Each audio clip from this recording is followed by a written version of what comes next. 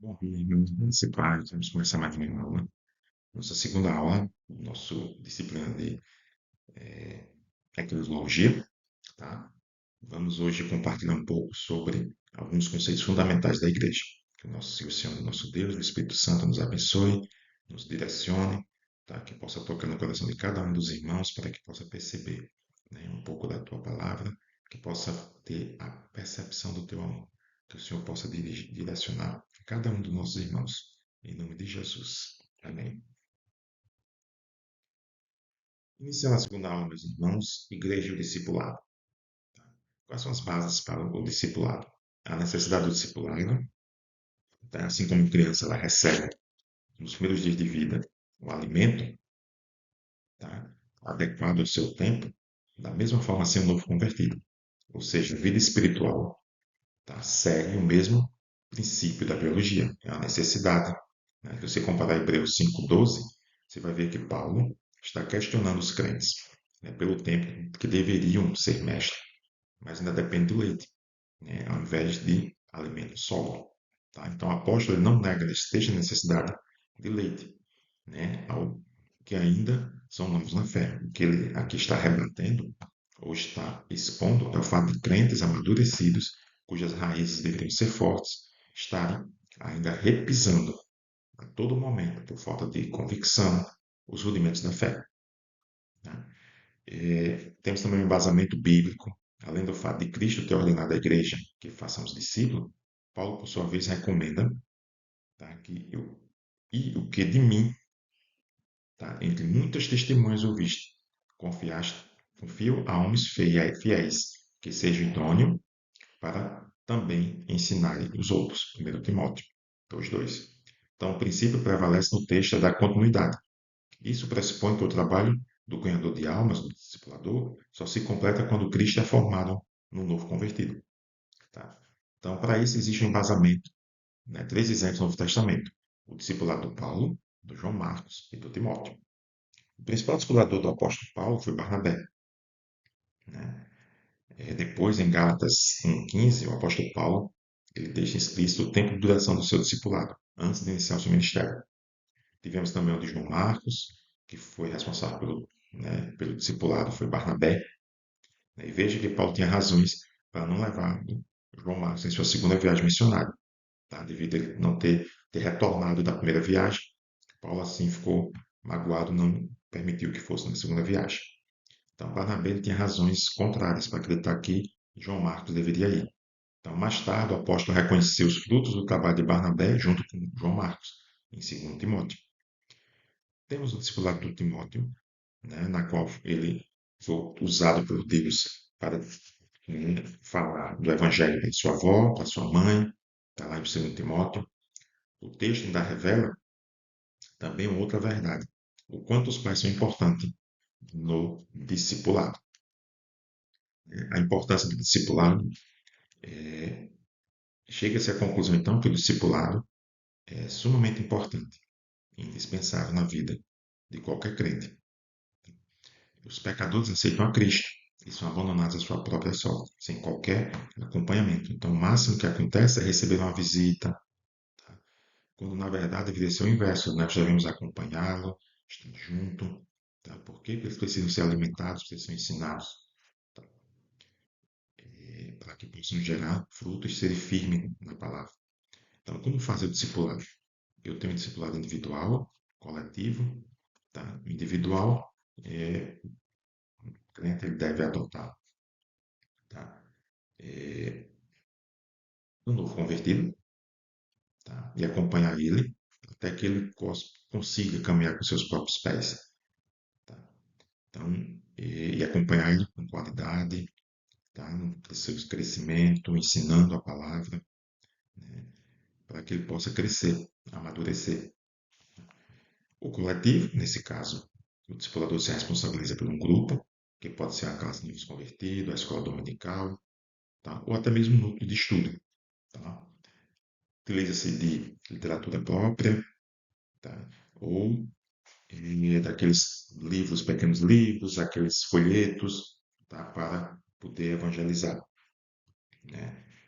E Qualidades do discipulador.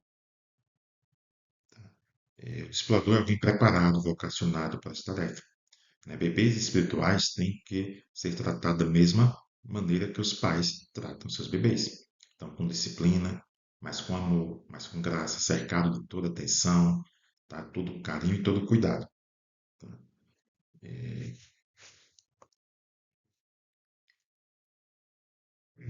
temos que ter profunda convicção, tá? Ou seja, a falta de convicção produz inconstância. Então, dúvidas e falta de produtividade, né, em relação ao crente convertido. Então, nós temos que ter a plena convicção e a certeza daquilo que estamos a fazer. Temos que ter paixão pelos perdidos, que o Senhor possa nos dar vidas para serem geradas, vidas para serem conquistadas. Tá? Temos que ter um preparo espiritual, devemos ter leitura bíblica, temos que ler, temos que estudar, temos que nos preparar espiritualmente. Tá? Temos que ter preparo bíblico, o crente aprovado é aquele que maneja bem a palavra, segundo Timóteo. Temos que ter facilidade de se relacionar com as pessoas, né? Isso é importante. Temos uma colheita, né? Uma vez feito o evangelismo, o que nós temos, então, de bênção? Temos uma colheita mais produtiva, né? Além da semeadura, o lavrador, ele toma todas as medidas para que a colheita seja mais produtiva. Então, o mesmo princípio é válido no sentido espiritual. Almas se convertem, mas depois são lançadas fora. Então, um bom discipulador, né, e um bom discipulado, ele mudará essas características, aumentando o percentual, né, dos que darão fruto para o reino. Tá? Temos crentes enraizados, isso é uma bênção, né, que ele produzirá crentes enraizados, firmados na palavra. Né? Temos uma redução de desviados. Né? Outra constatação, né, é que existem muitos crentes que se desviam, mas se desviam porque não tem embasamento, não tem raízes profundas, né? Então, isso tem que haver essa mudança de mentalidade para que possamos forjar Cristo nessas pessoas. Temos o avivamento, tá? A dinâmica do crescimento, do poder do Espírito Santo. Tá? É óbvio que o discipulado ele prestará também sua contribuição para o avivamento, pois almas que permanecem firmes na fé depois são discipuladas. E temos obreiros melhores preparados, através da experiência com os melhores, né, obreiros, são os que recebem a boa formação, né, cursos, esse é um curso que os irmãos estão a fazer, tá? Para que possamos levar a palavra. Tá? E temos os antídotos contra a heresia. Né? O que ocorre é que tem as seitas, as heresias, né? E é importante termos a palavra para confrontarmos esse tipo de situação quando elas surgirem. Temos um aumento do número de desviados, né? Isso é um quadro que se verifica a cada ano. Tá? Ninguém jamais conseguiu alterar essa questão biológica, mas é um fato que ocorre. Tá? Existem desviados, mas nós temos que ter a palavra para que possamos confrontar e fazer com que Cristo seja enraizado nessas pessoas. Né? Temos crentes enfraquecidos, esse é outro problema também. Tá? Muitos nossos que não sabem a razão da sua fé. Tá? Então ficam afirmando a igreja proíbe, o pastor proíbe, tá? E a igreja que não ensinou a forma correta, tá? Ou seja, faltou discipulado. Né? São presas fáceis para a heresia, fica fácil, né, de se ser levado por essas heresias, uma vez que você não consegue explicar a razão da sua fé.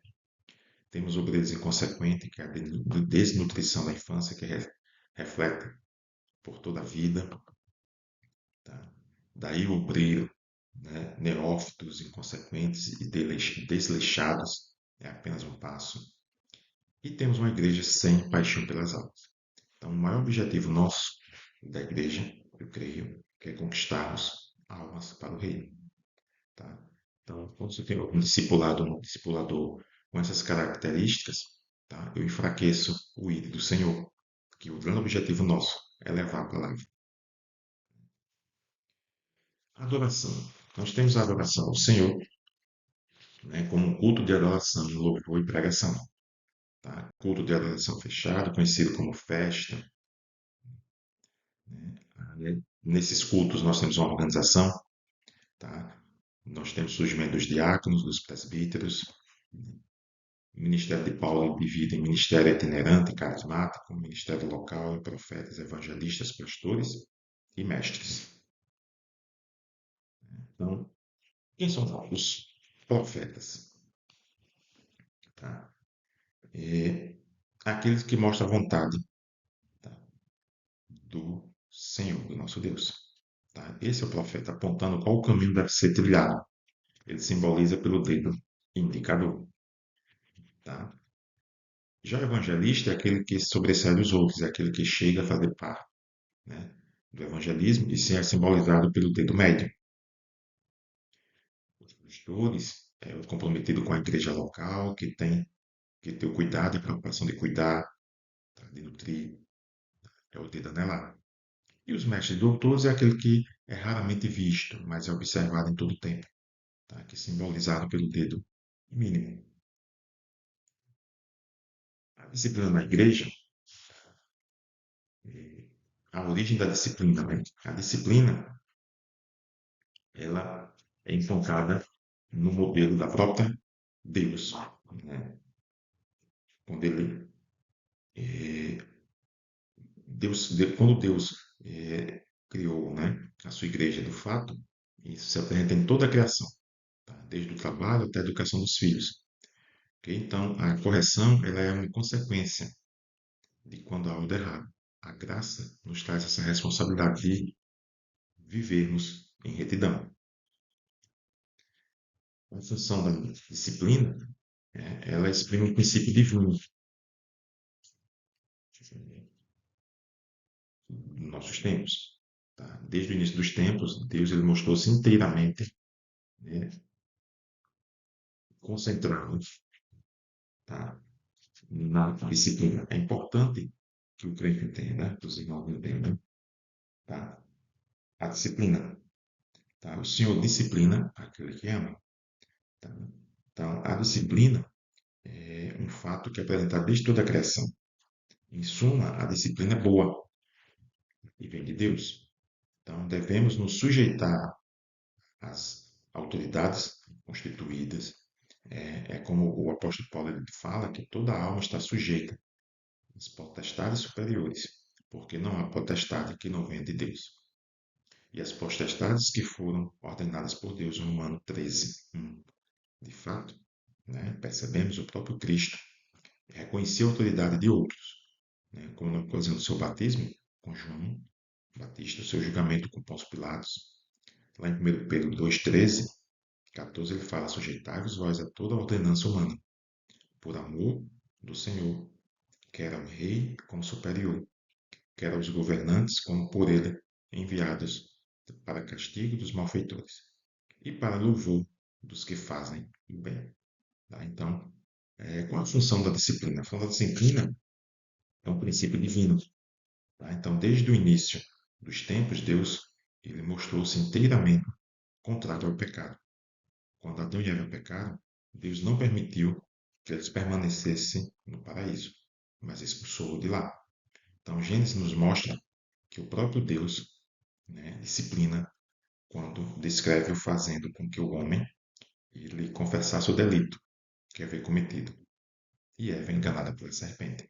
Então, se nós observarmos ao longo da história, o Senhor Deus, ele disciplina aquele que ama. Tá? Ele cuida. Tá? Ele faz com que nós percebamos, tá, o nosso erro, para que não cometamos mais erro. Então, nosso Deus é um Deus de amor, né? E ele disciplina-nos com amor. E qual é o propósito, então, de Deus com a igreja? Tá? A Bíblia, ela fala do eterno propósito de Deus. Tá? Em Efésios 3,11, que é necessário os irmãos depois lerem, Efésios, nós conseguimos perceber 5 princípios. Tá? Qual é o propósito de Deus? Deus escolheu a igreja para ser sua morada. A igreja deve ser o lugar onde o crente cultue a Deus. Deve ser o lugar onde o crente é instruído. Deve ser o lugar, né, é o órgão, né, que deve ser o órgão pelo qual Jesus continua sua obra. A igreja deve ser a colônia, a firmeza, tá, da verdade. Então, conhecendo esse propósito de Deus para com a igreja, né, e ciente do que ele para realizá-lo, né, usa como instrumento homens salvos. Então, devemos nós também, com o propósito no coração, conforme Atos 11:25, fazer tudo o que depender de nós, para que o propósito divino seja alcançado. Então, Deus escolheu a igreja para ser sua morada. Então, Deus habita no meio dos homens.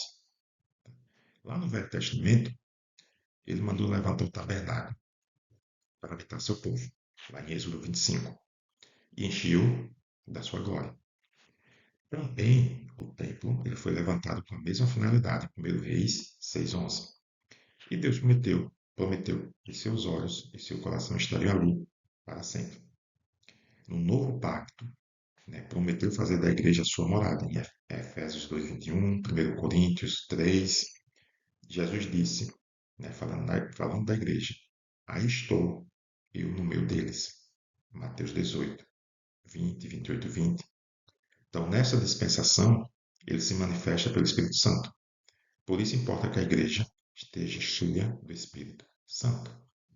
Tá? Então, Deus também deseja falar aos homens. Né? Assim como ele falou no tabernáculo e no templo, ele quer falar à sua igreja. Tá? A Bíblia diz: quem tem ouvidos, ouça o que o Espírito diz às igrejas. Apocalipse 2, 7 e 11. Se Deus no tempo de Moisés falando, no meio do povo, quanto mais agora, quando vivemos na dispensação da graça. Né? Agora, ele faz ouvir a sua voz por meio do Espírito Santo, que fala pela sua palavra. Então, a igreja é o lugar onde o crente também cultua a Deus. Conforme o seu propósito, Deus escolheu a igreja para ser sacerdócio dessa nova dispensação. Então, como Deus no Velho Testamento ordenou que o culto sagrado fosse oficiado, né, pelo sacerdócio levítico, né, em Números 3:3 e Êxodo 28:3, assim ele entregou também, no Novo Testamento, esse ofício à igreja. O apóstolo Pedro escreveu: vós sois edificados, casa espiritual e sacerdócio santo, para oferecer sacrifícios agradáveis a Deus, por Jesus. 1 Pedro 2:5. Então, existem várias semelhanças entre o sacerdócio da antiga e da nova aliança. Então, Deus ordenou também o seu sacerdócio nessa dispensação. Tá? É verdade que não são sacrifícios diferentes, que são, né, sacrifícios diferentes daquele oferecido no Velho Testamento. Tá? Percebemos que no Antigo Testamento tínhamos um tipo de sacrifício. Hoje, no Novo Testamento, temos outro, né, os quais não podiam se aperfeiçoar, né, aquele que as oferecia. Cristo foi o nosso sacrifício. Né? Então, no novo pacto, veio Jesus e ofereceu o maior e o mais perfeito sacrifício, né? Quando pelo Espírito Santo ofereceu a si mesmo, imaculado a Deus. Então, houve no Velho Testamento um sacrifício, no Novo, o sacrifício foi completado por Cristo. Então, a igreja é o lugar onde o crente é guiado à boa doutrina. Tá? Então, quando Jesus andava aqui na Terra, ele se ocupava principalmente de duas coisas: buscar e salvar o que se havia perdido. Lucas 19. Né? Então, podemos observar que Deus, conforme o seu propósito para com a igreja, determinou que ele fosse o seu instrumento para proporcionar a cada crente o cuidado, a proteção e a orientação espiritual de que carece. Tá? A igreja como rebanho, que é designada pelo símbolo que a igreja usava no Velho Testamento para o povo de Deus. No Novo Testamento, apresenta a igreja como um rebanho de Deus, tá? Onde Jesus é o bom pastor, em João 10:11. O sumo pastor do rebanho, em 1 Pedro 5:4, Jesus afirma: apacenta as minhas ovelhas. O apóstolo Pedro repetiu a mesma ordem para os servidores da igreja, em 1 Pedro. Então, este é um símbolo que revela, né, as grandes bênçãos que Deus proporcionou a cada membro da igreja, que é o rebanho do Senhor. O rebanho ele é levado ao campo verdejante, o rebanho deve ser protegido contra os perigos que o ameaçam. Tá? O rebanho ele deve também ser guiado, guia-me pelas veredas da justiça. Aqui se refere às orientações espirituais de Deus por meio de seus servos. Tá? A igreja como família, né? Este símbolo ele é maravilhoso, né? E traz para nós um ensino importante que revela, né, o que Deus preparou para os crentes daquela igreja, né? Assim como todos os membros de uma família normal, eles gozam de amor, comunhão ao seu lado, do mesmo modo, todo membro da igreja deve sentir-se ligado uns aos outros pelo amor de Deus.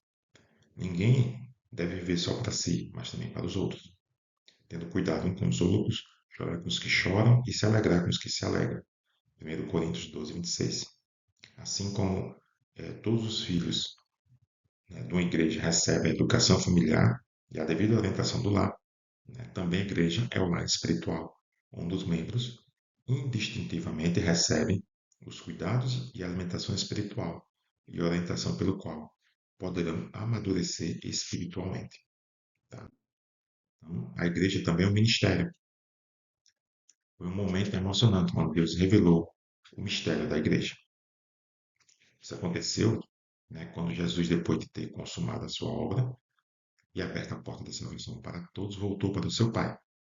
Ficou então a pergunta: quem poderá continuar a obra? Quem fará conhecer as bênçãos do Senhor? Então, Deus revelou o seu propósito, fazendo saber que havia determinado que a igreja fosse um instrumento, né, para continuar a obra de Cristo. Então, a palavra mistério é usada na Bíblia sobre a igreja.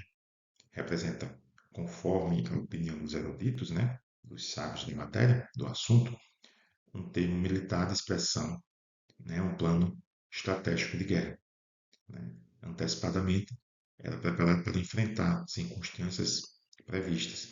Né. Este plano era super secreto, por isso era mantido em segredo, fechado, em mistério. Então, quando o perigo previsto aparece, então o plano secreto é aberto e imediatamente posto em ação. Tá? Então, esse foi o grande triunfo quando Deus, no dia de Pentecostes, revelou o mistério da igreja. O fogo do céu caiu sobre todos e todos foram cheios do Espírito Santo. Então, a igreja também é um mistério, porque Deus pôs nela os mistérios com dons. Tá? Então, embora Jesus ele tenha voltado ao céu, né, pode pessoalmente continuar a obra através da igreja. Do mesmo modo que Jesus, tá, ao vir a este mundo, executou a obra de Deus por meio do corpo que Deus lhe preparara pelo seu nascimento original. Assim, ele agora, conforme o propósito de Deus, continua a sua obra por intermédio do corpo, que é a igreja. E a Bíblia afirma: sujeitou todas as coisas a seus pés, e sobre todas as coisas o constituiu como cabeça da igreja, que é o seu corpo, a plenitude daquele que cumpre tudo em todos. Efésios 1, 22, 23. A igreja também é um mistério, porque Deus enriqueceu com os dons espirituais. Então, convém, tá, em 1 Coríntios, tá, é possível perceber, tá, os dons espirituais. Tá, eles expressam tanto a sabedoria como o poder de Deus, né, que de uma maneira plena, tá, operava na vida e no mistério de Jesus. Quando ele andava nesse mundo, tá, é, quando ele andava nesse mundo, tá, então Jesus ele deseja enriquecer a sua igreja com os mesmos dons. Por isso mesmo ele podia dizer: aquele que crê em mim também fará as obras que eu faço, e as fará maiores do que eu faço, porque eu vou para o Pai. E tudo aquilo quanto pedires em meu nome, eu farei. João 14, 12 e 13. Então, quando os dons estão em uso corretos na igreja, eles representam a obra do próprio Jesus. Portanto, né, nós temos que perceber a importância de que todos os crentes busquem os dons. 1 Coríntios 12, 31. Né? Devemos, pois, zelar então para que os dons jamais sejam desprezados, mas sempre despertar. Isso é um grande mistério. A igreja, né, é um trono crente é guiado à boa doutrina. Então, a igreja como rebanho, a igreja como uma família,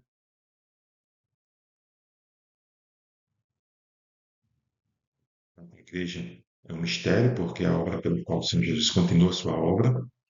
Tá? Então, foi um momento emocionante, quando Jesus, depois de ter se consumado a sua obra, tá? Perdão, irmão, acho que esse slide eu repeti. Vamos adiante. Em que consiste o grande mistério? O mistério, né, ele está em que, embora Jesus tenha voltado ao céu, ele pôde pessoalmente continuar a obra através da igreja. Do mesmo modo, né, que Jesus, ao vir a este mundo, executou a obra de Deus. Tá? Então, que possamos também dar continuidade à obra do Senhor através da sua igreja. Então, a igreja é um mistério, porque é o órgão pelo qual Jesus continua a sua obra. Então, a igreja, que é um mistério, porque reunimos em um só corpo. Tá? Nos reunimos em um só corpo, em uma só finalidade. Tá? Na igreja, não existe distinção entre gregos, judeus, tá? Gentios, porque Jesus ele veio para todos. A palavra fala que o Senhor Jesus ele veio para todos, tá? Porque Jesus ele derrubou a parede da separação com a sua carne, ele desfez a inimizade e pela cruz reconciliou-nos com Deus. Tá? Então não existe na igreja nenhuma forma de discriminação. Não se diferencia rico, pobre, sábio. Na verdade, né, assim, sendo assim, na verdade, todos os membros da igreja ele podem, sem nenhum impedimento, dedicar-se à execução da maior tarefa de todos os tempos: evangelizar, cumprir o ídolo do Senhor. Ide e anunciai o evangelho. A igreja é também um ministério, porque Deus pôs nela os mistérios dos dons. Então, convém observar, né, que os ministérios que operam no Novo Testamento são exatamente os mesmos que Jesus possuía. Né? Jesus era apóstolo, em Hebreu 3:1, e da igreja apóstolos, Efésios 4:11. Jesus era profeta, está lá em Mateus 13, 57, 23 e 27, e Lucas 13. E da igreja profecias, Atos 3:1. Tá? Então, Jesus era evangelista, Jesus era pastor, Jesus era ensinador e dá ensino à igreja. Tá? Então, quando o Espírito Santo opera em plenitude na vida dos que recebem dons ministeriais, o próprio Jesus continua sua obra, tá? Através da igreja. Marcos 16:20. Né? Isso é um mistério. Então, a igreja é um mistério porque Deus enriqueceu com os dons. Então, eu vou para o Pai, e tudo quanto pedires, em meu nome, eu farei. Esse é um grande mistério da obra do Senhor. A igreja também é um mistério porque é o próprio Jesus que a dirige. Né? Então, Jesus ele quer tomar a dianteira em tudo. E desde a sua chamada, a separação, a preparação, é Ele quem capacita, é Ele quem orienta, é Ele quem nos guia. Tá? Para a maior obra, que é levar o Evangelho. É Jesus que quer dirigir cada crente pessoalmente, conforme o dom que recebeu, tá? Para ser instrumento na mão de Deus e para a salvação de muitas almas, em Atos 11:19.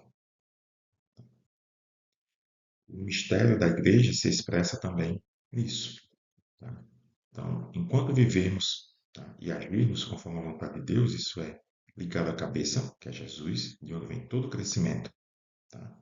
Então, aquele, porém, que não segue a vontade de Deus, mas somente os preceitos humanos, a sua própria carne, não pode estar diante de Deus. Então, a igreja é um mistério porque permanece através dos tempos. Jesus disse: as portas do inferno não prevalecerão sobre a igreja. Então, porta do inferno pode significar morte. Né? A morte é uma realidade pela qual tanto o ministro como o membro são ceifados, mas à medida que o velho passarem para a eternidade, os seus filhos, os novos crentes, continuarão a obra. Salmo 45:16. Isso é graça de Deus. Então, as portas também expressam na Bíblia para o lugar onde se elaboram planos e se tomam decisão. Portas do inferno pode, desta maneira, né, também significar o lugar onde o inimigo da igreja, né, elabora seus planos contra ela. Então, a história da igreja é um testemunho disso. O inimigo ele tem, através dos tempos, levantado inimizade, ciladas contra a igreja, perseguição, mas a tudo tem resistido a igreja. E após todas essas tribulações, tem se levantado, se renovado, se fortificado e continuado a sua obra. A igreja é um mistério porque permanece através dos tempos. Tá? Então, não, ela permanece. Né? Céus e terras passarão, mas a minha palavra não passará. Então, se não for comigo ou com você, alguém fará a obra, mas a obra permanecerá. E a igreja é mistério porque, embora muitos trabalhem, só Jesus é que é honrado. Então, só Jesus recebe a honra. Os que Deus usa na igreja como instrumento dizem, diante das vitórias alcançadas: Senhor, tu és o que fizeste em todos nós as nossas obras. Isaías 26. E por causa desse mistério que a igreja continua sendo um instrumento que executa as obras de Cristo sobre a terra. E a igreja é a coluna. Tá? Então, no tempo, né, no eterno propósito, Deus também determinou que a igreja fosse a coluna e a firmeza da verdade. 1 Timóteo 3,15. Toda a obra de Deus está fundamentada sobre a verdade. Deus é a verdade. Tá? Então, Jesus Cristo é a verdade. O Espírito Santo é a verdade, que nos guiará em toda a verdade. Então, Jesus entregou aos seus discípulos esta verdade. E eles, como ministros da palavra, a entregaram da mesma forma como havia recebido. Então, a verdade de Deus é absoluta.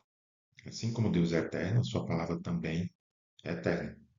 A palavra de Deus não pode sofrer modificação. Ela é o padrão de Deus para todos os membros da igreja. Tá? Existem padrões tanto para o tempo como para as medidas de peso. Isso é um fato mundialmente conhecido. Tá? Mas há um relógio que indica o tempo para todo o globo, que é padrão para todo mundo. Fica na Inglaterra, Greenwich, né? Pois ele se baseia no meridiano de origem. De todo mundo chega ali pesos e medidas para serem aferidos, pelos pesos e medidas padrões que ali existem. Assim também a palavra de Deus é o padrão da verdade. A ciência desse mundo tem por todos os mesmos tem procurado, né, ao longo do tempo provar que a Bíblia não é a verdade, mas seus esforços são inúteis, são vãos, pois a Bíblia está firmada numa rocha, e essa rocha é Cristo Jesus. Então, não tem, né, como desmentir a Bíblia. Ela é a verdade de Deus. E toda a obra de Deus está fundamentada sobre a verdade. Então, nós temos que ter sempre essa convicção. Então, assim como existem fraudes com medidas e pesos, do mesmo modo, alguns procuram mudar a palavra de Deus. A Bíblia ela condena a balança enganosa. Mateus, em Provérbios 11:1 e Malaquias 5:11. Miqueias, desculpa, 5:11. Combate com veemência os que se desviam da verdade. Segundo Timóteo 2:16, 18, Tito 1:11-16. Então, existem doutrinas falsas que procuram desmoralizar a verdade de Deus e têm por finalidade desviar os homens da fé. Tá? Então, rejeitando a dominação, né, que é estipulada. Então, existem também doutrinas carnais que defendem ampla liberdade para a carne e a sua concupiscência. 1 Timóteo 6:9, Tito 2:12, 2 Timóteo 4:3 e 4, Jeremias 23:16 e 17. Então Deus colocou a sua igreja como uma coluna. Então Deus não entregou a defesa e a pregação dessa alta responsabilidade a políticos, à cultura, nem tampouco à sociedade. Ele escolheu a mim e a você. Ele escolheu a igreja. A igreja precisa, em primeiro lugar, manter a atitude firme, não ceder diante dos ataques. contra a sã doutrina. Tá? Precisamos ser firmes, ser convictos da nossa fé e ter a plena certeza e a convicção daquilo que somos em Cristo Jesus. Nós somos amados, somos perdoados, não existe condenação, não existe culpa, não existe prisão, porque o Senhor nos libertou. Tá? E que possamos levar esse amor do Senhor àqueles que não conhecem. Mas para isso nós temos que estar firmes na palavra, convicto e tendo a plena certeza de que o Senhor é conosco. Fiquem com Deus. Aguardo os irmãos na próxima aula. Em nome de Jesus. Amém.